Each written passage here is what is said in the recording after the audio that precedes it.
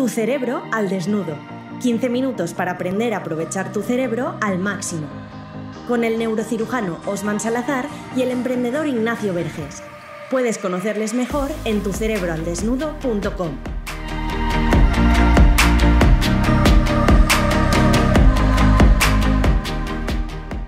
Bienvenidos, bienvenidas. Semana 2 ya de este gran proyecto de Tu Cerebro al Desnudo. Y lo primero, Osman, que tenemos que hacer es darle las gracias a todos nuestros queridos oyentes que nos han apoyado desde el principio, la semana pasada, con el lanzamiento, porque estamos muy contentos y nos han dado un buen chute de energía a nuestro cerebro. Efectivamente, la verdad que estamos pletóricos, podríamos decirlo así. Hemos recibido muchas palabras de aliento, hemos recibido también mucha retroalimentación, que esto es muy importante, y sobre todo, hemos, al menos, la primera persona real que nos ha transmitido que hemos podido ayudarle. Y esto te lo dejo a ti porque te han contactado a ti. Sí, Natalia, que nos decía que ayer había corrido una media maratón y que había escuchado justo antes 2 veces el capítulo de Rafa Nadal y que le había ayudado mucho. Decía que cuando estaba en el kilómetro 18 ahí, que estaba que si flaqueaba, que si no, que le había ayudado mucho lo que había escuchado en el episodio. Así que objetivo conseguido de momento con una persona que sepamos, y ahora pues a intentar lo mismo con el resto, que ese es el objetivo de este proyecto. Así es, definitivamente. Creo que estamos muy motivados, muy contentos y por favor, seguir enviándonos sugerencias de capítulos. De hecho, el capítulo de hoy es una sugerencia de la audiencia y estamos muy animados y muy contentos. Desafortunadamente, estamos con sentimientos encontrados. Es verdad que ha salido nuestro podcast, pero también es verdad que ha sido la semana en que se ha suscitado la guerra en Ucrania. Y esta parte consideramos, Ignacio y yo, que tenemos una responsabilidad con nuestra audiencia, no solo de responder a su demanda, de qué es lo que pasa en nuestro cerebro con la guerra, sino también solidarizarnos con todas las personas ucranianas que están sufriendo por esta guerra. Totalmente, totalmente. O sea, afortunadamente nosotros estamos viviendo la guerra desde la barrera. Los que lo están sufriendo de verdad son los que están allí, y eso queremos dejarlo claro, no nos podemos ni comparar. Pero es verdad que nuestro cerebro también, de cierta manera, está viviendo aquí muchas noticias, muchos impactos, muchas cosas que no estamos acostumbrados a ver y que tenemos que saber gestionar. Entonces vamos a intentar ver, Osman, qué nos dice la ciencia al respecto para ver cómo podemos ayudar a nuestros oyentes. Definitivamente, dentro de la retroalimentación que nos ha llegado del lanzamiento del podcast, han habido dos aspectos importantes. El primero es que diferenciar la neurociencia de la psicología. Ambas son importantes y creo que en este capítulo se notará muy bien esa diferencia, porque nos centramos más en las cuestiones biológicas, de estructura, anatomía, y de funcionamiento, fisiología de nuestro cerebro. Por tanto, al ser este un especial, nos prolongaremos un poco más de los 15 minutos acordados, porque es un tema que realmente merece la atención necesaria para que le quede claro a nuestros escuchas qué le pasa a nuestro cerebro cuando se enfrenta ante la guerra. Y, como siempre, vamos a nuestros puntos guía y nos centraremos en dos aspectos fundamentales. El primero, la guerra es un atentado contra nuestra supervivencia y pone a nuestro cerebro precisamente en ese modo supervivencia. Veremos a qué nos referimos con esto. Y por otra parte, la información acerca de un conflicto armado, lo que antes se llamaba guerra psicológica, nosotros le hemos denominado guerra cerebral, porque va precisamente a los mecanismos cerebrales que producen las respuestas psicológicas. Ese es el segundo tema, la guerra cerebral. Vale, o sea que el primero es cómo reacciona nuestro cerebro cuando se entera de todo esto, que se pone en modo supervivencia. Intenta dibujarnos, para que entendamos tanto yo como el oyente, qué le pasa a nuestro cerebro cuando está en este modo supervivencia, por qué se pone así, por qué lo hace, tanto de una persona que podamos estar como nosotros viviendo la guerra desde aquí, tanto los que la están luchando allí, que es mucha más gravedad. Claro, vamos a tomar un enfoque de dentro hacia afuera. Nos pondremos en el combatiente, tanto de Rusia como de Ucrania, porque los cerebros, las respuestas cerebrales son similares, independientemente del bando en el que estemos. Los combatientes, por una parte, luego la población civil, que también está combatiendo de forma intermitente porque está en zona de guerra, la población civil en Ucrania que no está en zona de guerra y los que lo vemos desde la distancia. Y es una diferencia de intensidad, no una diferencia de calidad. Todo el mundo tiene ahora el cerebro puesto en modo supervivencia, y lo que es lamentable, que es a causa de un solo ser humano. Y esto es importante tenerlo en consideración. ¿Qué es esto del modo supervivencia de nuestro cerebro? Se basa en 3 sistemas. Y vamos a dibujar esa imagen que nuestro amigo Ignacio y que nuestro oyente aquí presente, que nos está escuchando, necesita saber. Va más allá de la psicología, es estructura y funcionamiento del cerebro. El sistema límbico, que seguramente lo hemos escuchado alguna vez, el sistema nervioso autónomo y el sistema neurohormonal, también llamado endocrino. Vamos a empezar por el primero. El sistema límbico podríamos decir que es la parte de nuestro cerebro que se encarga de las respuestas inmediatas ante una amenaza. Es el sistema que se encarga de esto. ¿Cómo lo hace? Según, si nos volvemos muy finos, podemos dividirlo en más de 60 estructuras, pero para la guerra nos centraremos en 4 partes fundamentales. La primera, de la corteza prefrontal, esta que está por detrás de la frente y justo por encima del ojo, la corteza orbitofrontal se encarga de regular nuestra respuesta emocional ante un conflicto y nuestras conductas automatizadas, aquellas a las que no les damos tanto pensamiento. El hipocampo, que es una parte del lóbulo temporal que está por encima de la oreja, tiene una forma como de caballito de mar, por eso se llama hipocampo, se encarga de la memoria, sobre todo esta memoria evolutiva reactiva. Un ejemplo, si vemos una araña, nos alejamos. Si vemos una serpiente, nos alejamos. Esto nos pasa aunque nunca antes hubiésemos visto una. Es una memoria evolutiva, se llama. Y la ubicación, la orientación en el tiempo y en el espacio. Esto, por ejemplo, en los que están combatiendo es fundamental. Sobre todo ahora en esta guerra de escaramuza que hay que irse escondiendo y hay que tener memorizados muy bien los pasos que hacer. El hipocampo es fundamental. La amígdala, la famosa amígdala, esa forma de almendra que tenemos también en el lóbulo temporal, un poco por arriba y por delante del hipocampo, se encarga de es nuestro sensor de la amenaza. Es el que dice cuidado.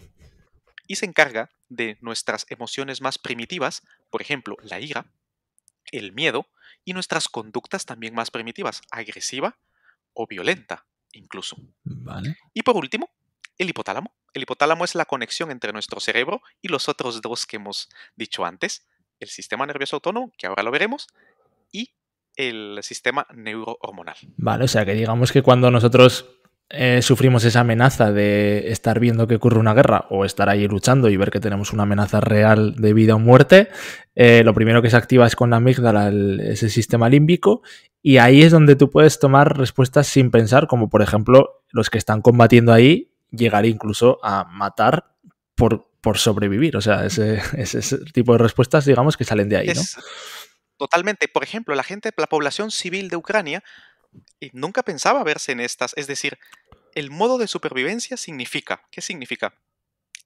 Es la respuesta del cerebro para matar o para morir. Para ambas. Ambas situaciones que usualmente no vivimos en la vida diaria. Si continuamos una analogía militar, el sistema límbico sería como nuestro sistema de respuesta rápida. Este escuadrón de respuesta rápida, que lo que hace es sensar la amenaza a través de la amígdala, movilizar nuestras memorias evolutivas a través del hipocampo, tener una conducta no pensada, no premeditada a través de la corteza orbitofrontal y comunicarse con el resto del cuerpo a través del hipotálamo para que haga todas estas cosas, claro. Vale. ¿Y cómo se comunica pues con el resto de sistemas que decías? Por supuesto, el hipotálamo se comunica con el sistema nervioso autónomo.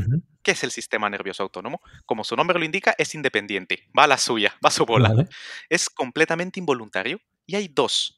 El sistema parasimpático, que es el que nos relaja y nos mantiene más tranquilos, no nos centraremos en él ahora, y el sistema nervioso simpático, el que nos activa, el que nos llama a la acción. Y es tan importante que tiene funciones como las siguientes. El tamaño de nuestra pupila, por ejemplo, la gente que está combatiendo en la guerra ahora mismo necesita ver adecuadamente, ver de lejos, ver de cerca, poderse orientar y ver para esconderse. Esto lo hace el sistema nervioso autónomo.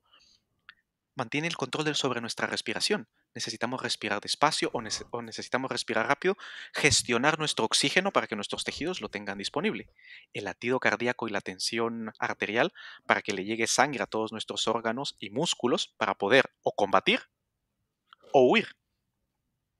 Y por último, todo el resto de funciones que se llaman vegetativas, que son totalmente involuntarias y nos mantienen vivos, como por ejemplo nuestras glándulas. Cuando estamos estresados se nos seca la boca, por ejemplo. Vale. Eso es a causa del sistema nervioso autónomo. O nos sudan las manos.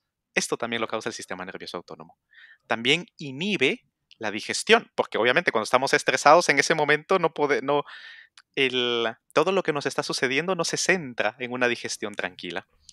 Todo esto es lo que se encarga el sistema nervioso autónomo. Vale, o sea que ahí se podría justificar porque cuando estás a veces nervioso por algo, se te revuelven las tripas, ¿no? Por decirlo de una manera fina. Efectivamente. Si nuestro sistema límbico era esta división de respuesta rápida, el sistema nervioso autónomo es como un sistema de telecomunicaciones. Podríamos decirlo que es como nuestra división logística y de suministros, más o menos. Esa sería la analogía. Vale, entendido. Y bueno, pues nos queda la tercera parte, el sistema neurohormonal. El hipotálamo también se comunica por medio de nuestras hormonas con el resto del cuerpo.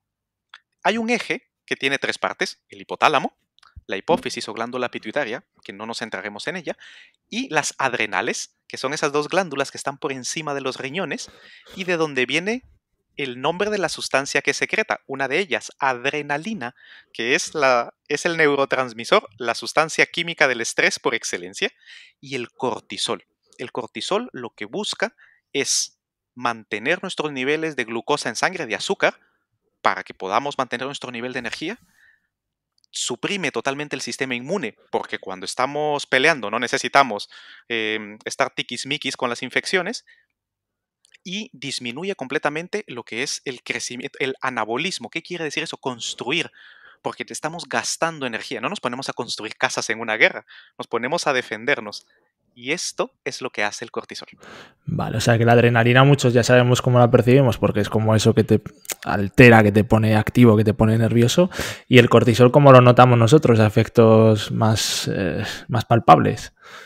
Por supuesto, el cortisol ¿qué es lo que hace? Moviliza toda la maquinaria metabólica del cuerpo para darnos más energía. Eso es lo que nos da ese boost de energía, lo da el cortisol. Mantiene los niveles de azúcar alto, mantiene esos niveles de vigilia, de energía, de fuerza elevados. Nos ayuda a sobrevivir en el momento agudo.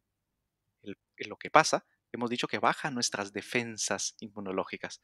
Lo que nos ayuda a sobrevivir ahora, si se mantiene así, el estrés agudo sobrevive, el estrés crónico enferma y mata.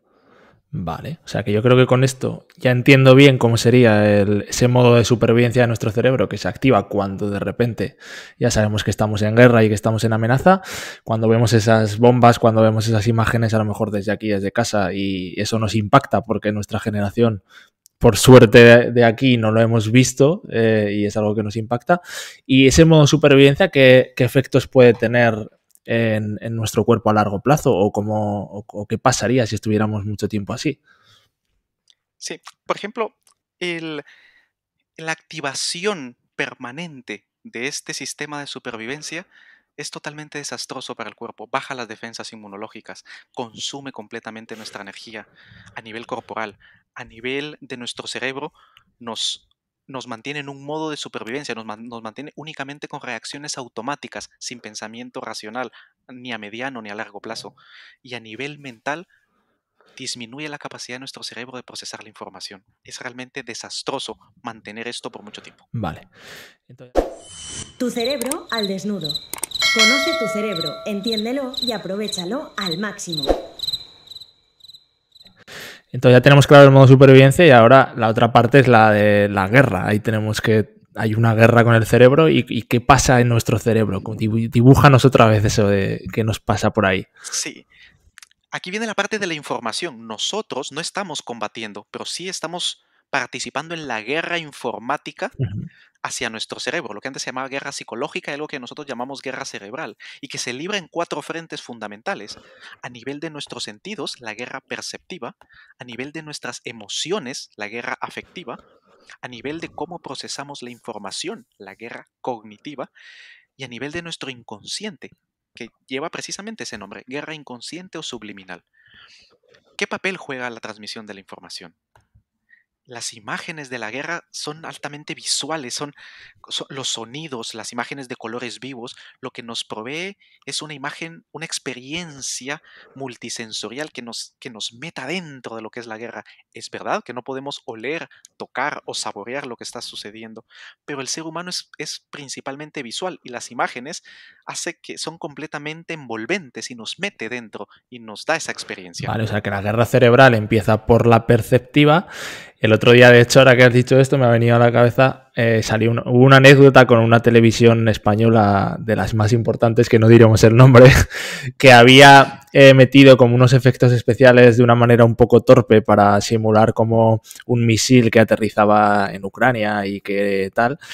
Lo que pasa es que se notaba y les pillaron. Entonces ahí te das cuenta cómo muchas veces intentan darnos unas percepciones para meternos en ese papel o para transgiversarnos o manipularlos, que lo exageran en exceso.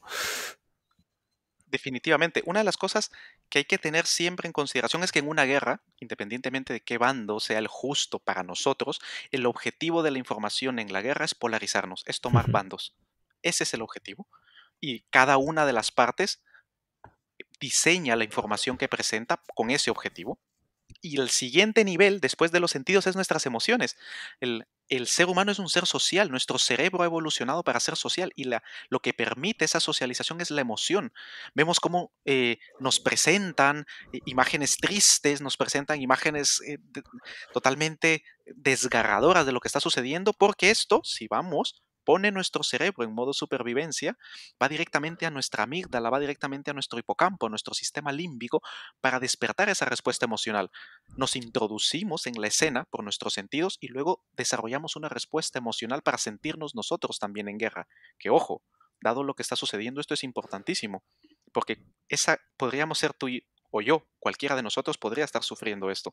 Y ahora más que nunca se necesita la empatía de todo el mundo con el pueblo de Ucrania y con el pueblo de Rusia, que también no son ellos los que han decidido atacar a sus hermanos Totalmente, o ucranianos. sea que ahí nos polariza, eso siempre, al final la sociedad se polariza, eres del Barça o eres del Madrid, eres de izquierdas o de derechas, y aquí tienes que estar en un bando y contra el otro, ¿no? Eso es lo que al final buscan. Exacto. Esto yo le llamo un neurotribalismo inducido, porque al final lo que busca es inducir esa respuesta tribal de nosotros contra ellos, lo que tú decías, a polarizarnos. Totalmente. Y luego, ¿qué efecto tiene esto? Si están nuestros sentidos saturados, nuestras emociones sobrebordadas, no perdemos la capacidad de pensar. Esta guerra cognitiva se anula por completo nuestro pensamiento racional. Ese 40% de nuestro cerebro, que es el lóbulo frontal, se apaga por completo y solo quedan las áreas más bajas de nuestro cerebro mamífero, nuestro cerebro reptiliano, nuestro cerebro de supervivencia. Y somos presa fácil de la influencia y la manipulación, porque nos volvemos completamente emocionales e irracionales. Claro, y supongo que les interesa, para los combatientes de la guerra, les interesa que estén en ese estado, que no piensen, que simplemente actúen y se dejen llevar por sus instintos y a que los que están ahí es matar al otro bando y los que estamos aquí pues es defender a unos Claro, o a otros.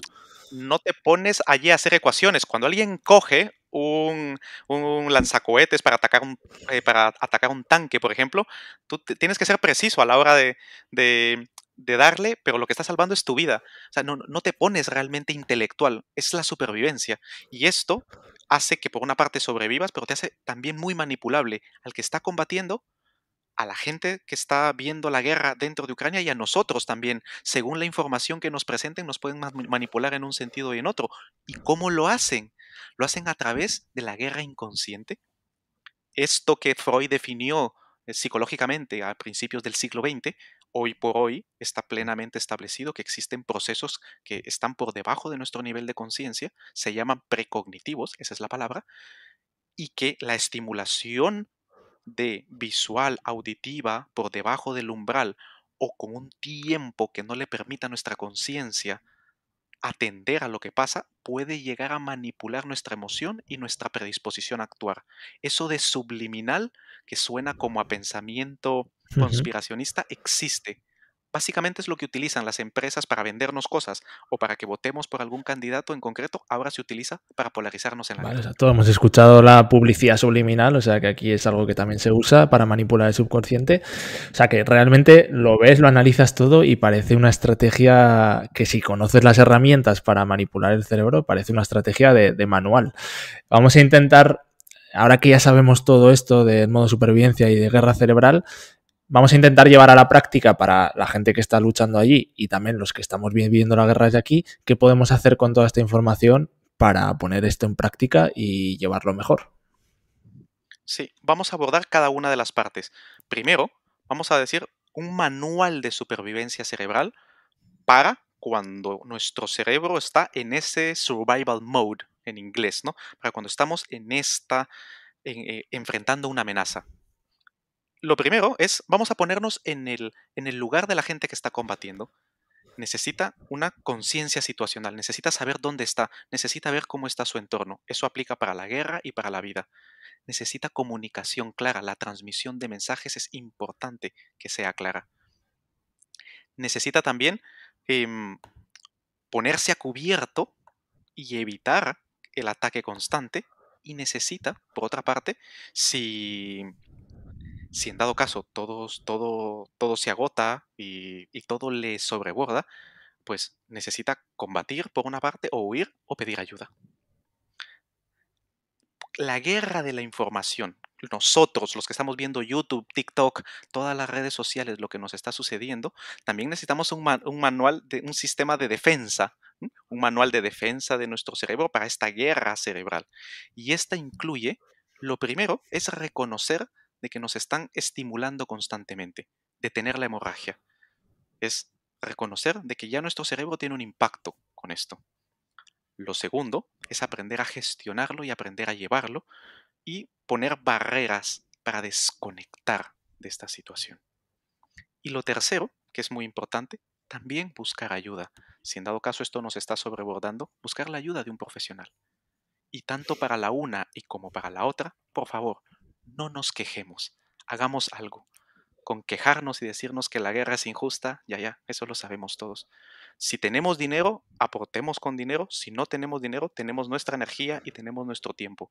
Y tenemos nuestro cerebro y nuestra humanidad para ayudar a quienes lo necesitan. Bueno, pues vamos a hacer los deberes, vamos a probar a ver esta semana si nos funciona. Yo voy a ser el primero que lo voy a hacer.